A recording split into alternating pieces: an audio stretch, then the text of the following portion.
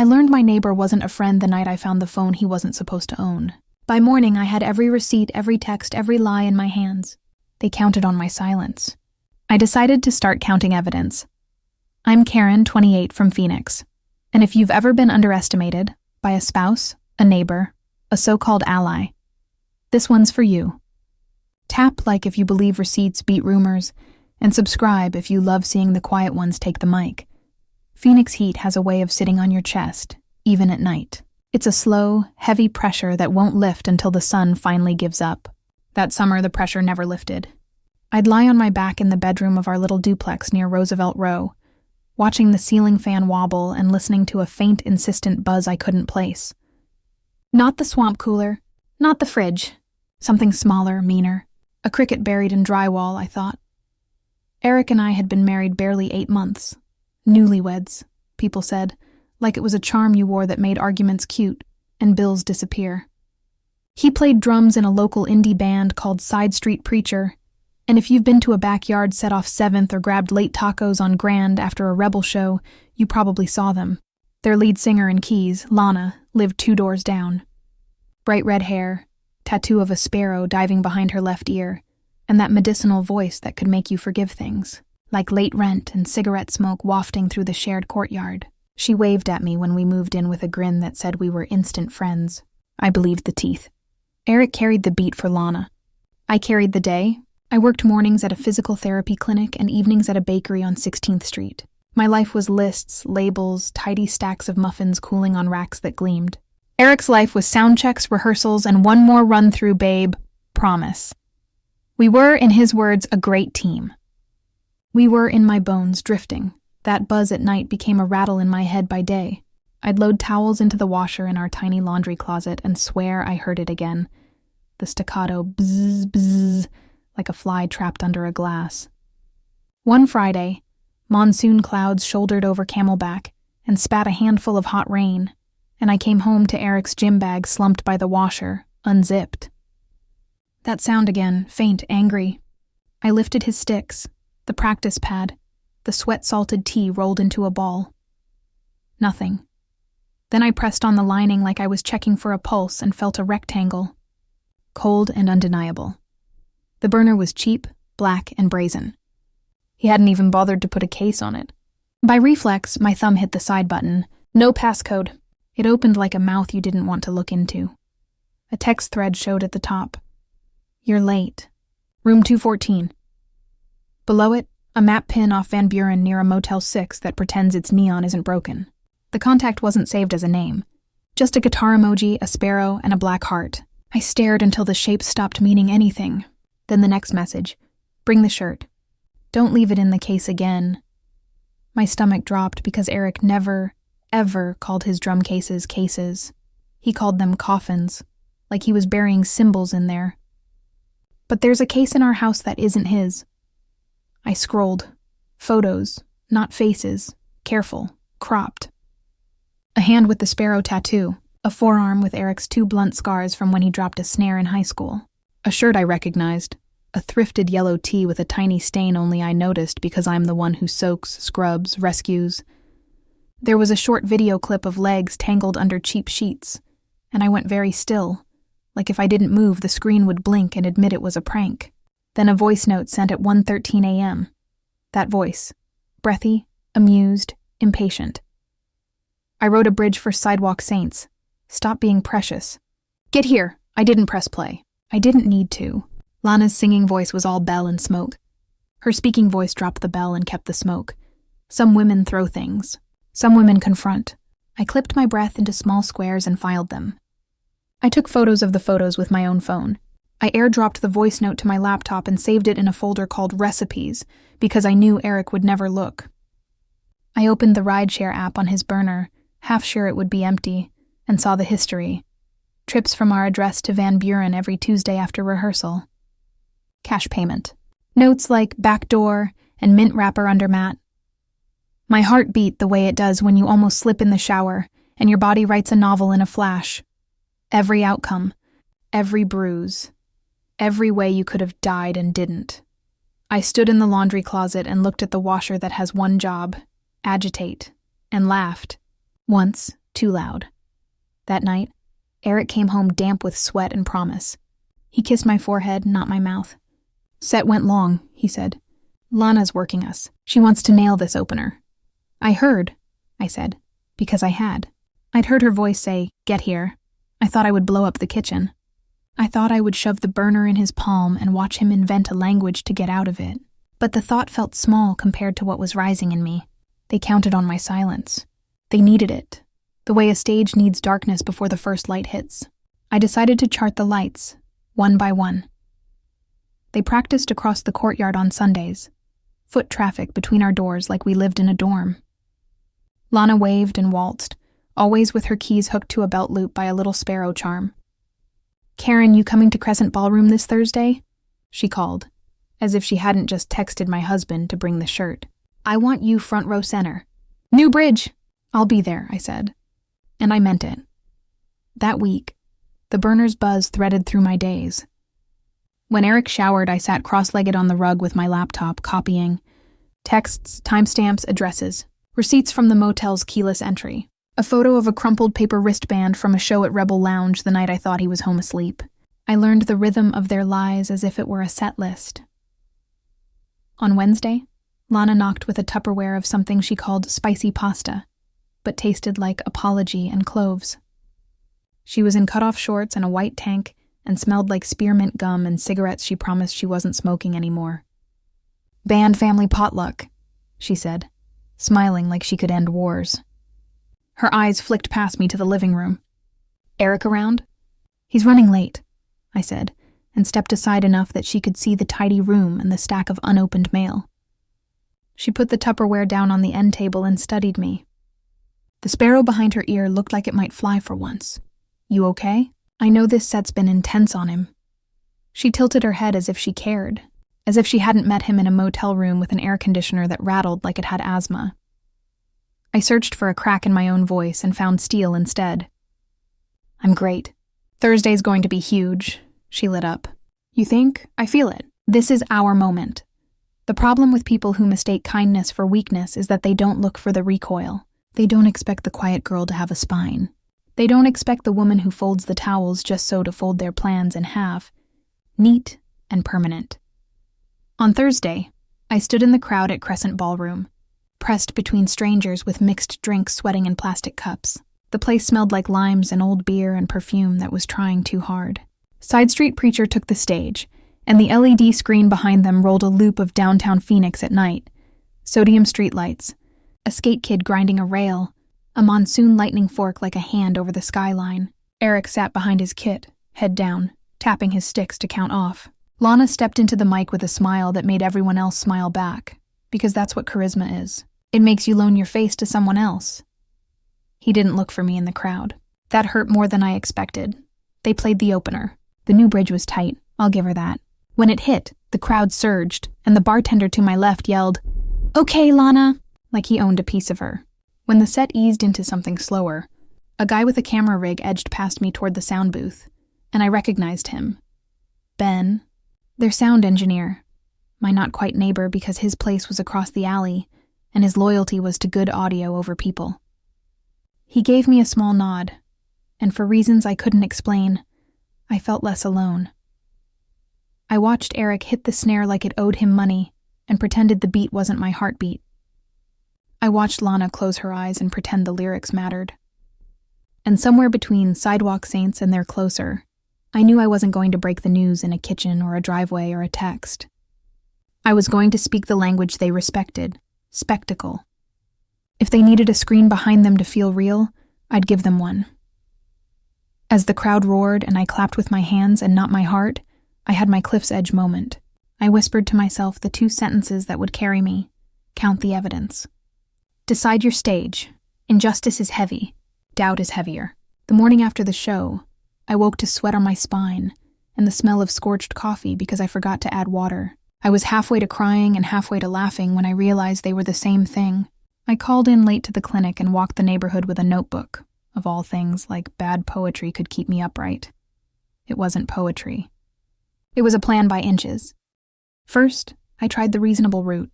I set 2 mugs on the kitchen table that night and told Eric we needed to talk. He glanced at the clock in the oven and anywhere but me. Can it wait? I told Lana I'd help her move her keyboard stand. Her back's jacked. Sit, I said. My voice came out level, a calm I didn't recognize. He sat. Do you have anything you want to tell me? I asked. He rubbed his eyes. He looked young and tired and not like my husband. There's nothing, Karen. I'm just tired. Lie number 1. My palms prickled like I'd pressed them to a griddle. Anything about a motel? Room 214? I watched it happen. The micro-freeze, the calculation, the pivot. He recovered quickly, I'll give him that. He slouched like this was tedious. What are you talking about? Are you serious right now? Lie number 2. He shook his head, a soft chuckle sitting wrong in his throat. You been talking to people? People talk, babe. It's Phoenix. It's hot. Everyone's brain is soup. You have a second phone. I didn't phrase it as a question. Lots of people do. He gulped air. Band stuff. We share logins. Lana sends reference tracks. It's not weird. You're right, I said gently. It's not weird. For a man cheating on his wife. Silence is loud when the swamp cooler is off. He couldn't stand it. This is crazy, he said finally. And there it was, the gaslight like a match held too close to my face. You're spiraling. Don't make drama. Lie number 3, and the one that made me see red, because to avoid hearing the thing I needed to say, he turned me into a caricature. Okay, I said. I stood up. My knees were steady. I was going to show you what I found. I won't. Not yet. He stared at me like he didn't recognize the furniture. What do you want from me? A good show, I said. At the festival next month, he blinked. You said it's your biggest gig yet. Roosevelt Row Fall Fest. Big screen. All the bells. Yeah. His voice trailed, suspicious but hopeful. Musicians can forgive a lot in the name of the next stage. I want to help you level up, I said. I'll do visuals. I've got some video chops. Since when? He frowned, but he was already picturing it, already standing in front of his imaginary audience as they oohed at his content. Since always. You never asked. He didn't catch the barb.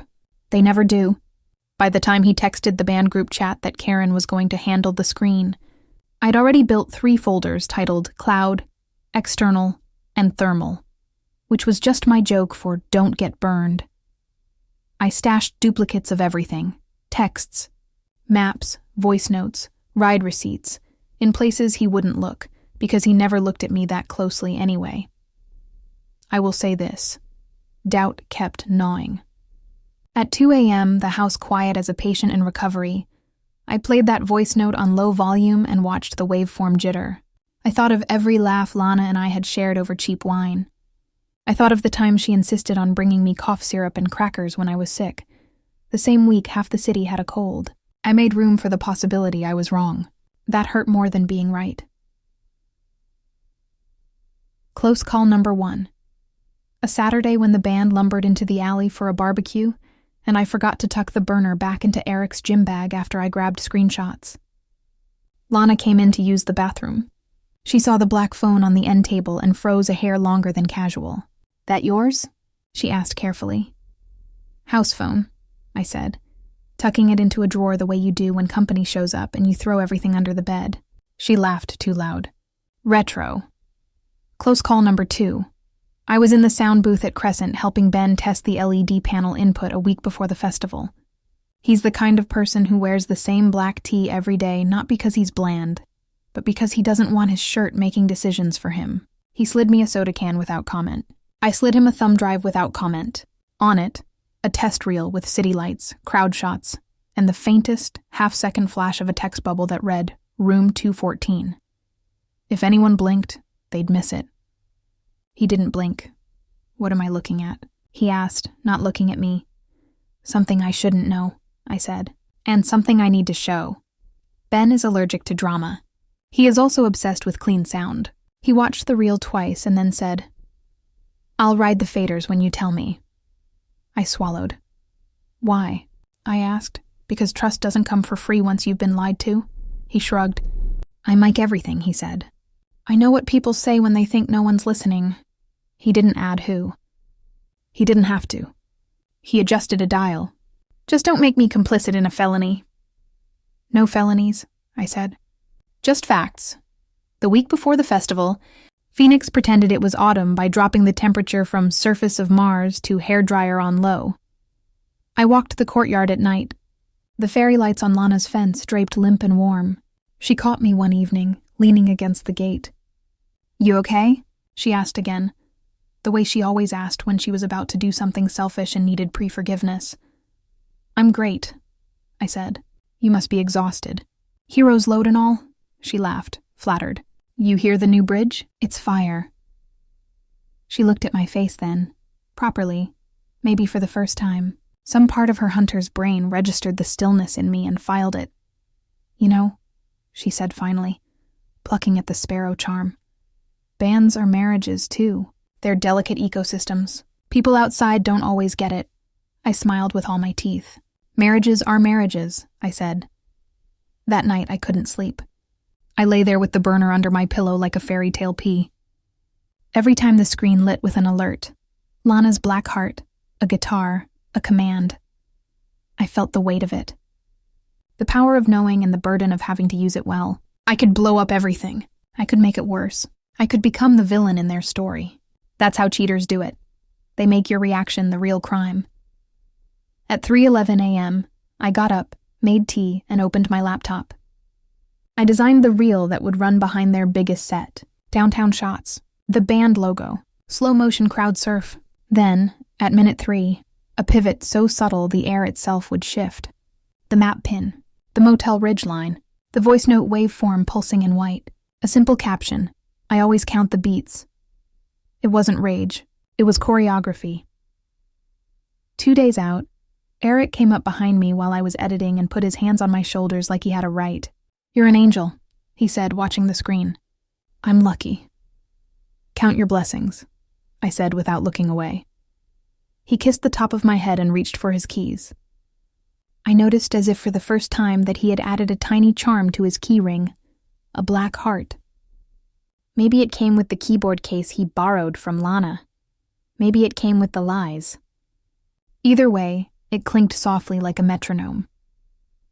The night before the festival, Ben texted me. "Final run through 6 p.m. You ready?" I typed, "Yes." Then, because I needed one ally who didn't make me feel like I was turning into stone, I added, "Thank you." He sent back a single thumbs up, succinct and unsentimental. Later, my phone dinged again. A short video clip of the empty stage from his perspective, panning across the LED screen, resting for a beat on the mic stand where Lana would plant herself. No words. The kind of message that said, "I'm recording." Festival day dawned the pale white of an oven light. Vendors set up on Roosevelt like they were building a tiny city out of tents. Misters hissed on patios. The air smelled like kettle corn and sunscreen, and the hot metallic tang of cables warming in the sun. Side Street Preacher was slotted at 8:45 p.m., prime time. The LED wall behind them was taller than a person, and bright enough to make the stage look expensive. People posted stories with the tag and the location. I watched a tide come in. At 8:30, I stood backstage with my thumb drive looped onto my own keyring, feeling the small weight of it against my palm. Eric jogged over, buzzing with the nervous joy musicians get when they think they might be seen for real. He squeezed my hand. "Do not bail on me," he said, earnest, unaware. "This could be it," I nodded. "It will be," I said, and meant it more than he did. They walked out to cheers. Ben in the booth gave me a look, then looked away like a priest choosing not to intervene. I cued the reel, the harmless one, for the first song, lights moving like a heartbeat across the screen. For the second song, city lights. For the third, the slow motion of the crowd itself, mirrored back. Lana was on fire. Eric was tight. The world loved them. On my laptop, the moment sat like a door I hadn't opened yet. I set my cursor over the file named Set 3 Final Edit. I took one breath, 2. I thought of my quiet, of my folded towels, of my life built around being careful. Then I clicked. The stage shifted. The crowd didn't know why yet. Lana's face didn't know why yet. The LED screen behind them flickered out of downtown and into a map, familiar to me like a scar, zooming toward Van Buren. A motel. White block letters. The song kept playing. Habit is stronger than shock at first. Then the voice note waveform appeared, pulsing once, twice, like a heartbeat projected 30 feet high. Lana turned, mid-lyric, and the mic caught the tail of her word cracking.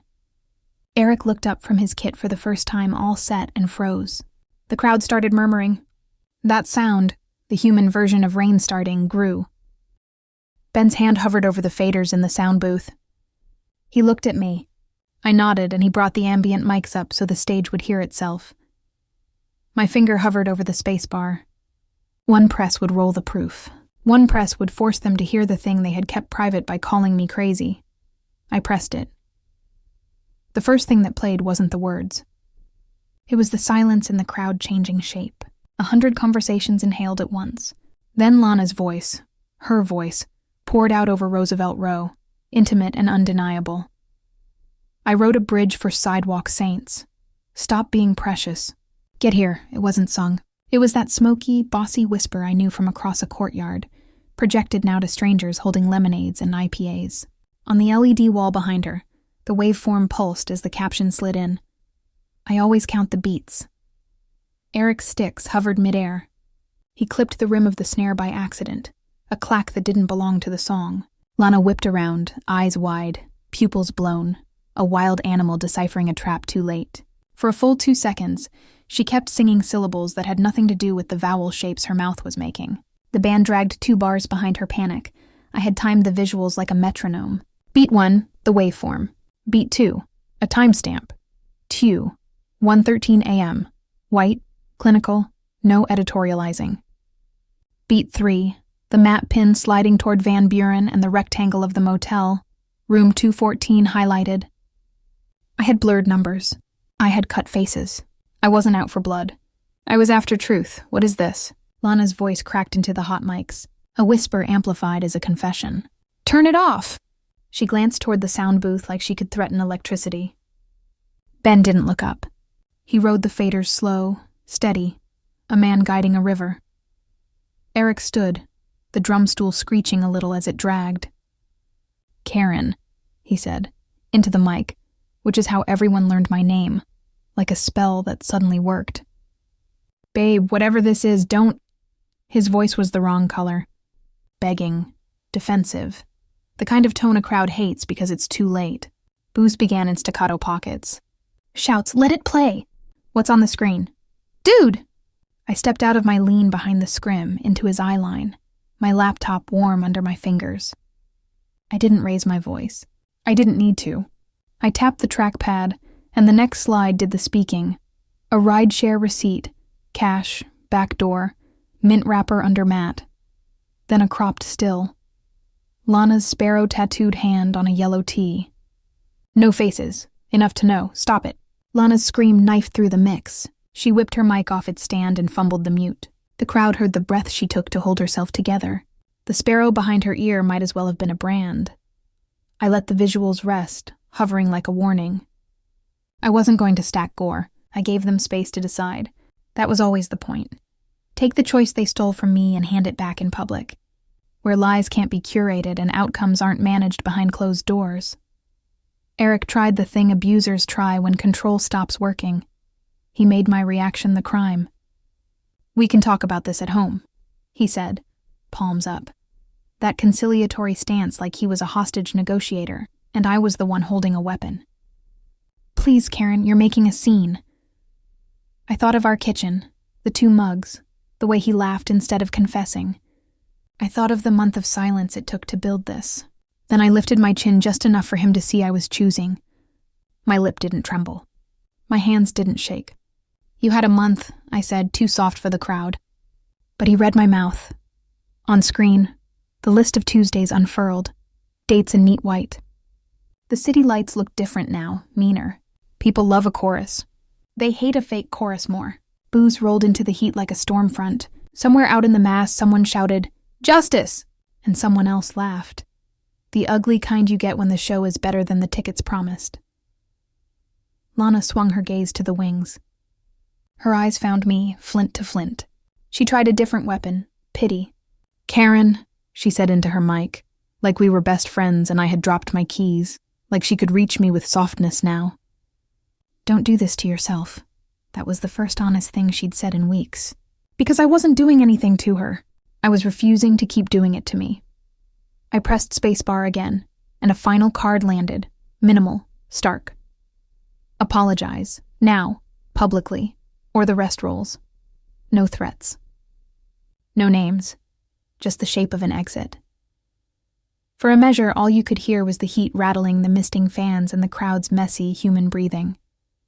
Ben dipped the band's channels and raised the ambient mic so the stage could hear its own heartbeat. He didn't look at me. He didn't have to. He'd already texted me 3 hours earlier, just a waveform icon and a time code, for something he'd recorded at soundcheck by accident. A hot talkback catching Lana's hissed, "Don't be weird tonight." She's doing the screen. "Be nice." Eric's answer, a laugh that made my stomach go cold on the first listen. "I'll delete the text after. She won't know." Ben hadn't said, "I'm with you," because men like him don't grandstand. He'd just sent me the file. He was recording the whole time. Lana broke first. Her shoulders, always squared to the crowd, curled inward. "I'm sorry," she said.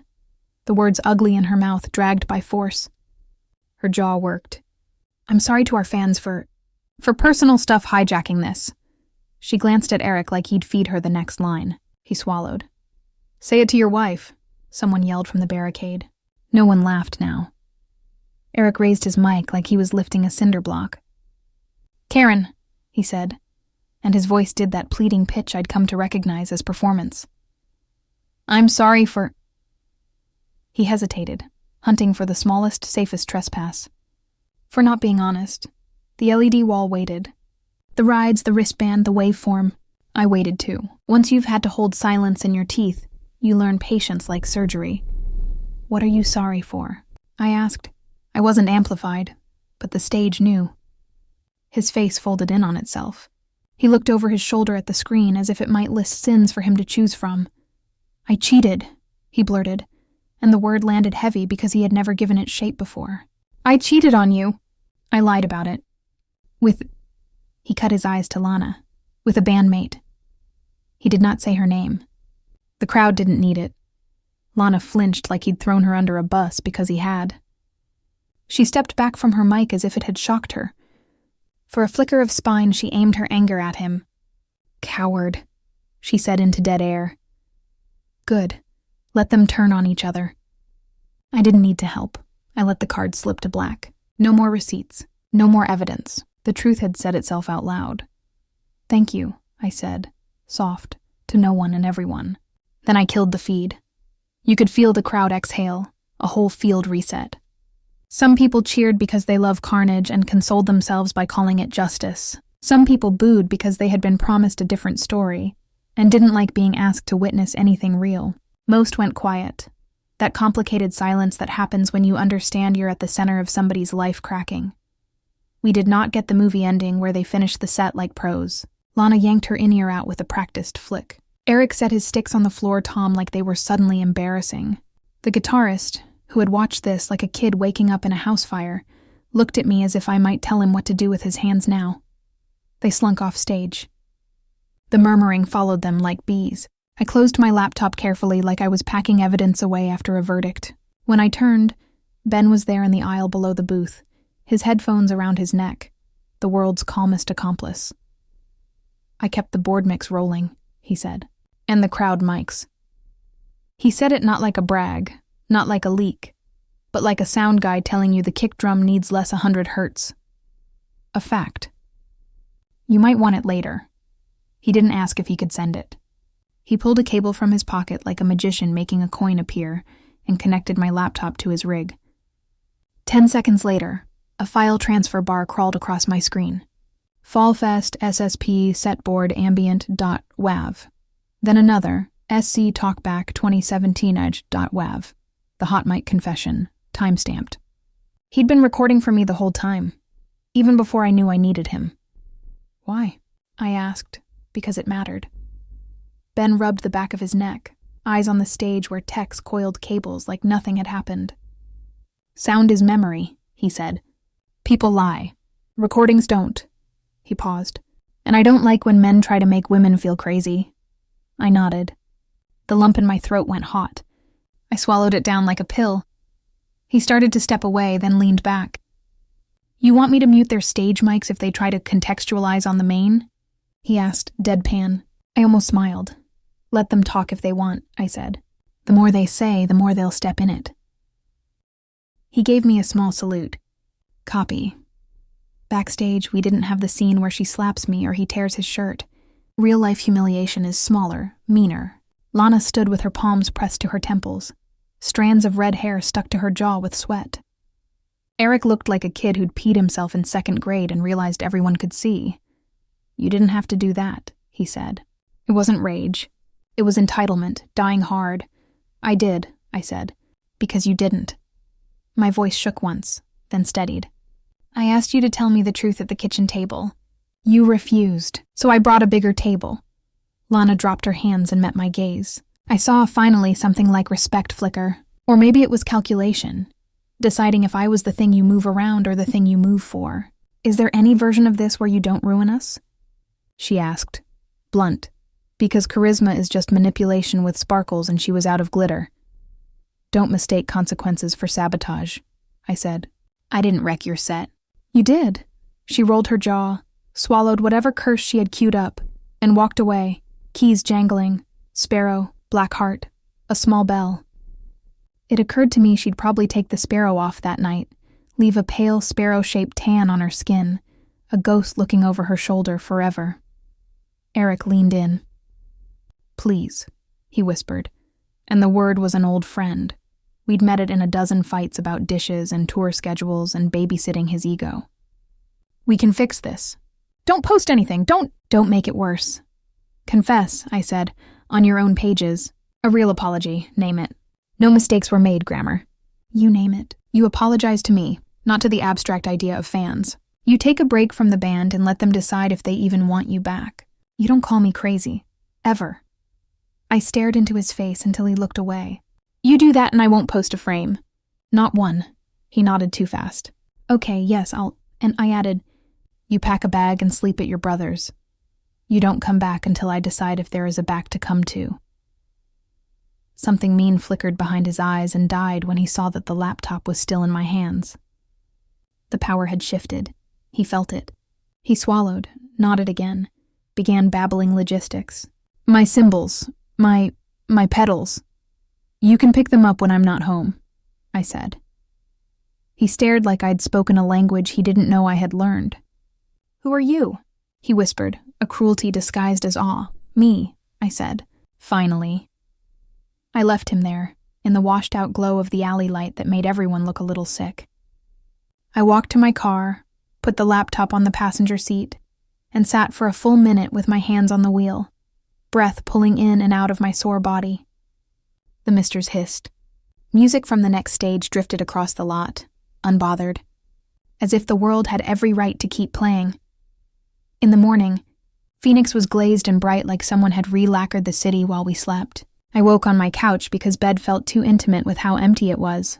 My phone seizured with notifications, DMs, tags, texts from numbers I didn't know. The phrases repeated, "Are you okay?" "Girl I saw. Was that real?" "Respect. You're savage.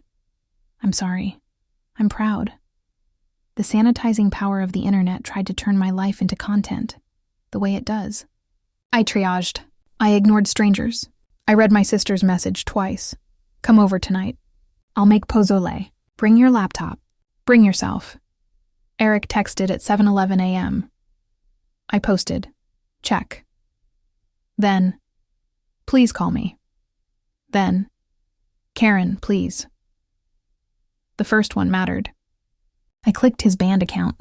There it was, shaky and insufficient but passable. I cheated on my wife with someone I work with. I lied, I gaslit. "I'm sorry, Karen. I'm stepping back from the band for now. Don't message her. Don't defend me. I did this." He hadn't disabled comments. He hadn't hidden. I gave him that point, and nothing else. Lana posted a Notes app apology, because of course she did. I crossed a boundary with a married bandmate. That is on me. I'm deeply sorry to Karen. I'll be taking a break to reflect and heal and... I stopped reading. It was a performance. Maybe she believed it. Maybe she didn't. I did not owe her my belief. At 8:30, Ben texted a Google Drive link and a single line. Board plus crowd, 48K. Use if useful. He had included the talkback capture too, with the time code baked across the bottom. A little white security camera font that made it look like what it was. Accidental truth. The files lived on my desktop like small animals breathing in their sleep. At 10, a local music blog DM'd to get a comment. At noon, my bakery boss asked if I needed nights off for a while. At 3, the drummer from a band we'd played with in a backyard once sent me a photo from the alley behind the Festival of Eric staring at a dumpster like it had advice. People love to be close to the story. It makes them feel like they matter. I made one post of my own. 2 sentences. Nothing grand. I didn't post the video and I won't. He apologized publicly. We'll handle the rest privately. Thank you to everyone who reached out with kindness. I'm okay. Then I turned my phone face down and let the oven of the living room turn my skin pink. The second wave of fallout wasn't public. It was local. It was a circle shrunk to the size of our courtyard, where the fairy lights still drooped over Lana's fence like sticky cobwebs. I went outside to water my plants and found 2 women from down the block loitering by the mailboxes, whispering with their whole hands. They stopped when they saw me, because people either look away from your heartbreak or look too close. The first one cleared her throat. We saw, last night, she said, as if I might have missed it. That was intense. I prefer honest, I said, aiming the hose at the basil like it could forgive me for forgetting it yesterday. I never liked her, the second one confessed. Sacred gossip touched to my palm as if it were useful. She's always been... She gestured vaguely toward the concept of too much. Don't do that, I said, sharper than I meant to. Don't make me your excuse to hate a woman you didn't like before. She's accountable. He's accountable. That's enough, they blinked. One of them nodded, chastened and maybe impressed. People think revenge is fireworks. It's this. It's the courage to draw boundaries in daylight without a soundtrack. That afternoon, I took a shower long enough that the hot water hiccuped and went tepid. I let myself cry there. Finally. Not pretty crying. The kind that leaves your nose raw and your throat scraped. I pressed my forehead to the tile and remembered our first date at Lux, when he asked if I believed in fate, and I said I believed in schedules. I remembered the first time he put down a rhythm and looked at me like I was the only metronome that mattered. I remembered the burner buzzing like an insect in the lining of his bag. After, in a clean tea that didn't smell like anything but laundry, I opened my laptop and did the practical. I changed my banking passwords. I checked my name on the lease and on the titles of 2 grocery store assets that matter more than they should when you're 28 and newly married. The car, the mattress. I moved my recipes folder to an external drive. I wrote a list with 2 columns, what I keep and what I won't. At 6, the doorbell rang. It was Ben. He'd never been to my front door. He looked uncomfortable to be at it, like catching musicians' mistakes is easy, but knocking on a married woman's home alone required different muscles. He held a small black case like something very delicate lived there. Didn't want to email, he said, in case someone's reading your stuff.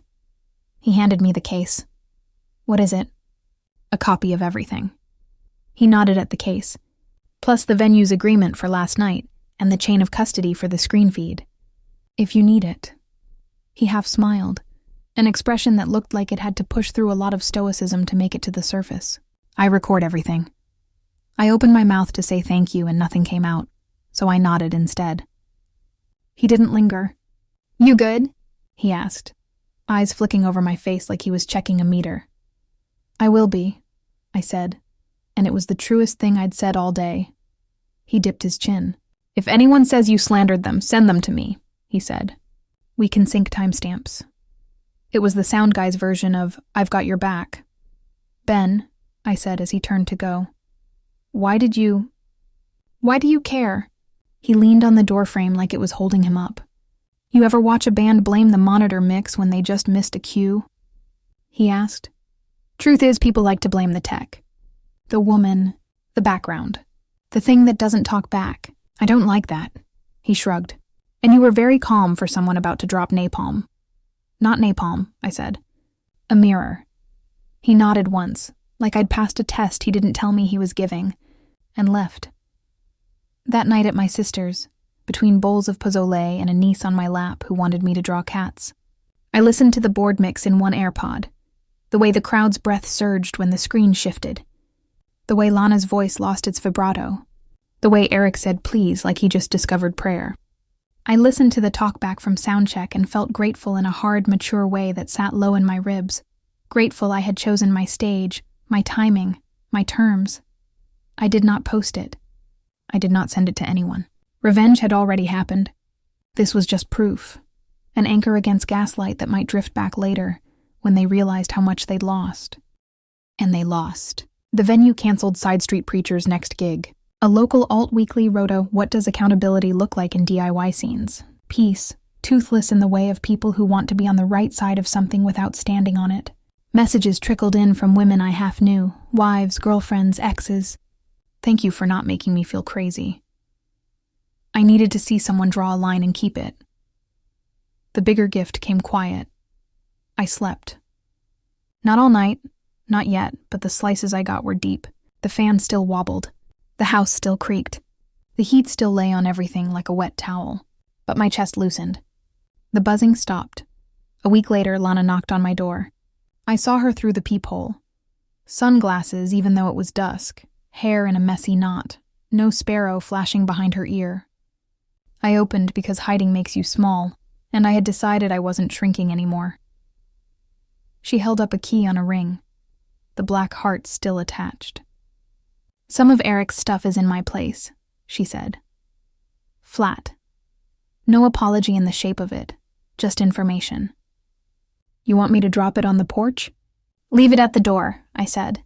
She set it down like a peace treaty signed in pencil. She didn't move. "We were stupid," she said. We thought you'd look away." "Yeah," I said. "You counted on my silence." I kept my voice even. I didn't give her the pleasure of my hands shaking. But I started counting evidence instead. She winced. A small, real thing. "Fans can be forgiving," she said. "If you disappear. If you craft it right." "I'm not a fan," I said.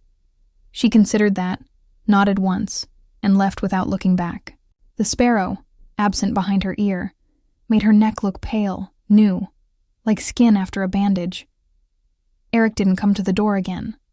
He texted logistical questions I answered with the efficiency of a medical chart. He sent one message late.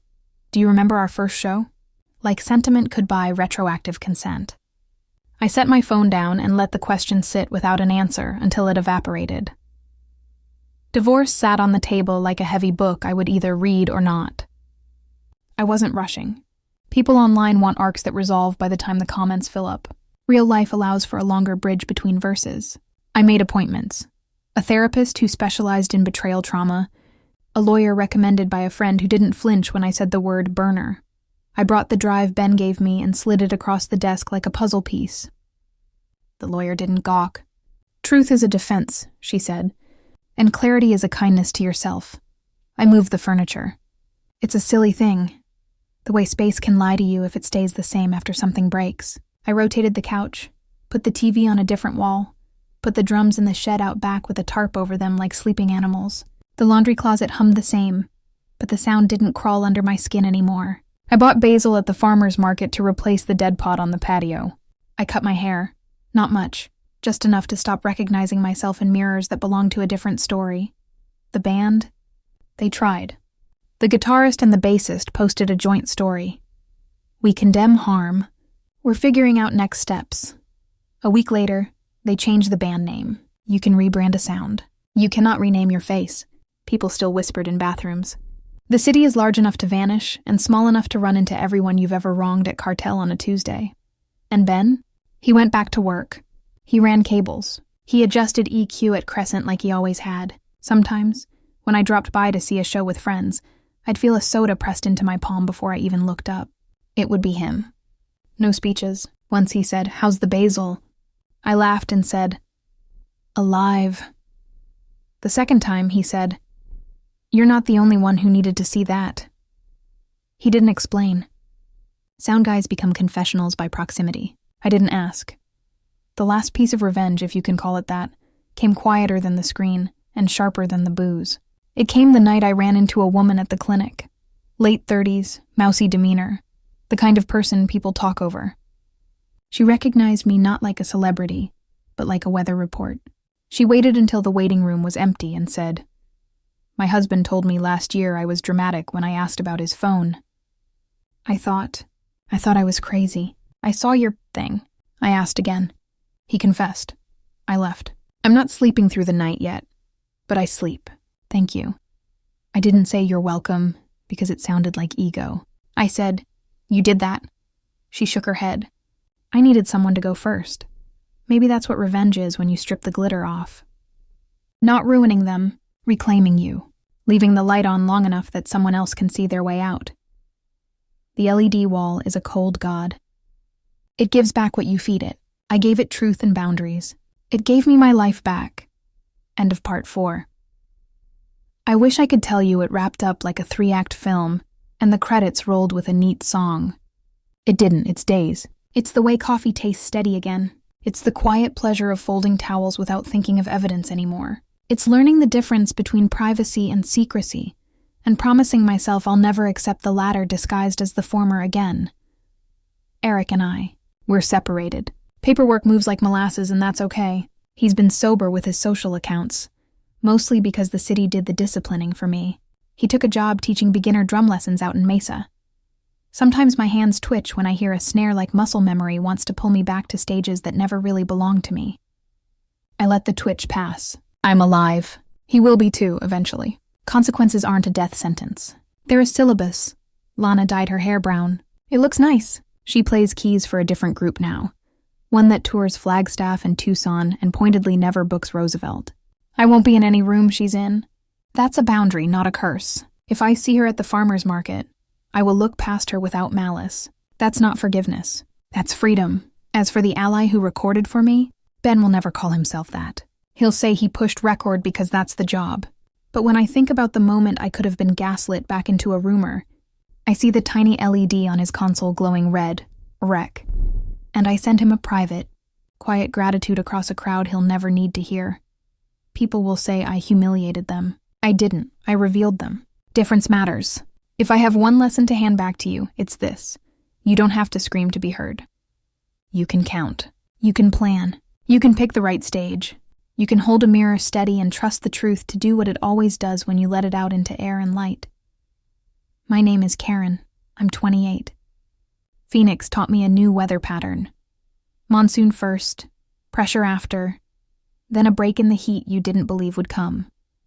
The night the screen lit up behind them, I wasn't the villain in a revenge movie. I was a woman taking back the microphone they stole, and that felt less like triumph and more like finally hearing my own pulse. Solid, metronome steady, unafraid. If you've ever been told you were crazy for noticing the obvious, this story is for you. I'm Karen from Phoenix, 28, newlywed turned newly free. And if you want more true stories where quiet people choose the loudest truth, hit like, subscribe, and drop your own counted the evidence moment in the comments. Your voice matters. Your receipts do too.